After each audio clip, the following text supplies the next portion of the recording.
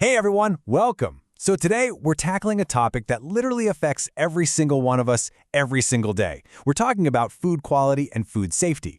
I mean, think about it. Food is a massive determinant of our health, our nutrition, and even how productive we are at work or school. But when it's unsafe, the consequences can be absolutely brutal. Okay, let's dive right into this explainer and uncover the invisible systems and the invisible threats that surround our meals.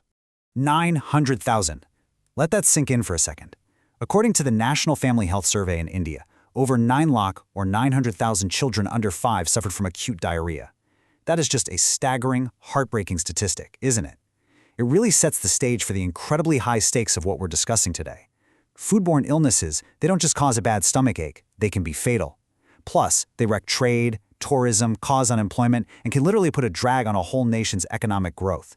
This is a massive global public health issue. So, here's our roadmap for today's explainer. First, why food safety matters. 2, defining toxicity and hazard. 3, the 3 hidden hazards. 4, understanding food poisoning. 5, prevention through HACCP. And finally, number 6, careers in food safety. Section 1, why food safety matters. The changing world of food. You know, food safety used to be mostly just a home kitchen kind of concern. But today, the landscape of how we eat has completely transformed. It's like a giant, wildly complex puzzle now. We've got fast-changing lifestyles, meaning we're all eating out way more often.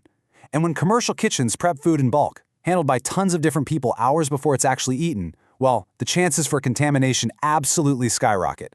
Then you've got mass production and these massive distribution gaps between where food is processed and where it actually lands on your plate. Plus, global trade.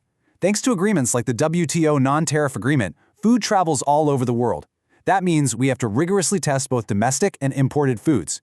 Oh, and add newly discovered pathogens to the mix? Actually, almost half of all known foodborne pathogens were just discovered in the last 25 to 30 years.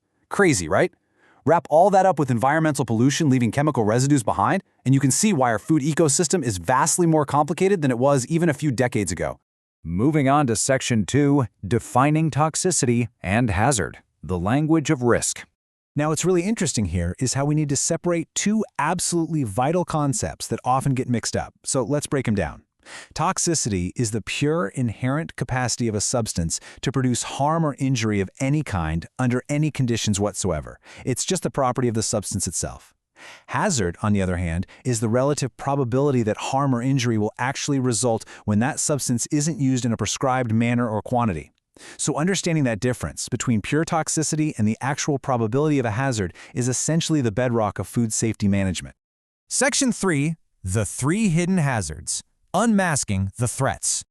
So, what exactly are these hidden villains we're up against? Well, we group them into 3 distinct categories. First up, we've got physical hazards. These are physical materials you definitely don't want to find in your food, which can cause illness or injury. Think wood, stones, hair, maybe a matchstick, or even parts of pests. Yikes! Next, we have chemical hazards. These are chemicals or deleterious substances that end up in our food, either intentionally or totally by accident. This includes things like pesticide residues, cleaning chemicals, veterinary residues in meat, or non-permissible food additives. And finally, the biological hazards. These are the invisible ones, pathogenic microorganisms like bacteria, viruses, yeasts, molds, and protozoa. Honestly, these are the guys usually responsible for those massive outbreak stories you see on the news.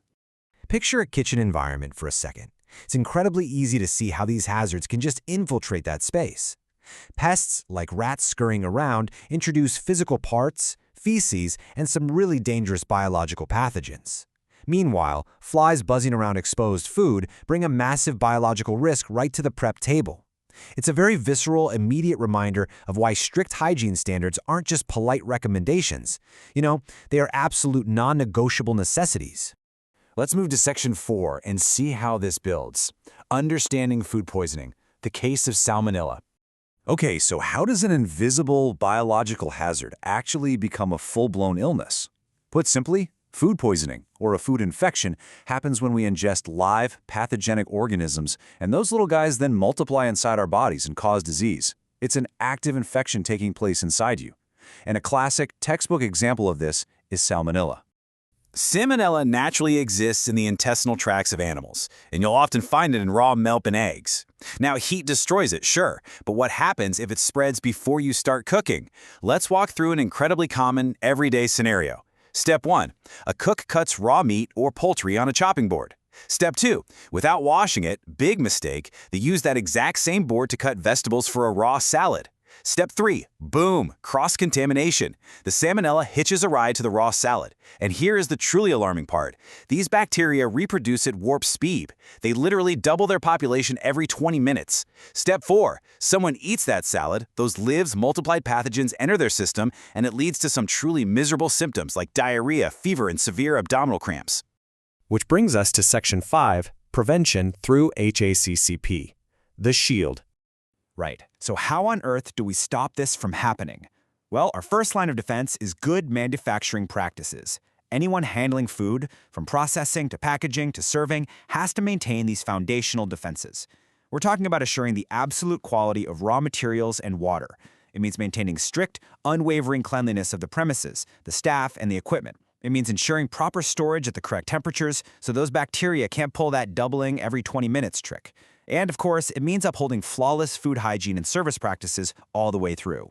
And this brilliantly illustrates the next level of defense, because basic good practices just aren't enough for mass production. Back in the day, the industry leaned heavily on end product testing, basically waiting until a product was completely finished to test it. It was incredibly reactive, super expensive, and just wasteful. I mean, worst of all, it only caught the problem after all the time and money had been dumped into making a contaminated batch. Today, the gold standard is HACCP, Hazard Analysis Critical Control Point. This is a highly proactive, preventative approach. HACCP lets producers spot hazards at any stage of processing. By figuring out the critical control points where contamination is likely to happen, you can jump in and take action right then and there. It uses resources efficiently, and it guarantees food safety in a way that's actually cost-effective. Finally, Section 6, Careers in Food Safety, Guarding the Future. Because the global food business is expanding so fast, the career opportunities here are just immense. Seriously, if you're interested in food chemistry, microbiology, or food laws, there's a massive ecosystem waiting for you. You could be a food safety officer or inspector at the state level. You could work as a food analyst in a public or private lab, hunting down those chemical and biological hazards we talked about. With the right training, you could become a food auditor or a highly sought-after specialist in HACCP or quality certifications like ISO. You could even go the academic route: research, teaching, scientific writing. Large food industries, flight kitchens, voluntary agencies like Agmark and BIS, they all desperately need trained professionals to keep their quality control units running safely. So, as we wrap up this explainer, I want to leave you with a slightly provocative thought. Every single time you eat at a restaurant, or rip open a packaged snack, or buy fresh produce that's traveled literally thousands of miles to reach your plate, ask yourself, who is really guarding your next meal? It's definitely not just the chef. It's an entire unseen workforce relying on complex scientific systems, hazard analyses, and rigorous standards to ensure you stay safe. Thank you so much for joining me to explore the fascinating world of food quality and safety. Keep learning, stay curious, and I'll catch you in the next explainer.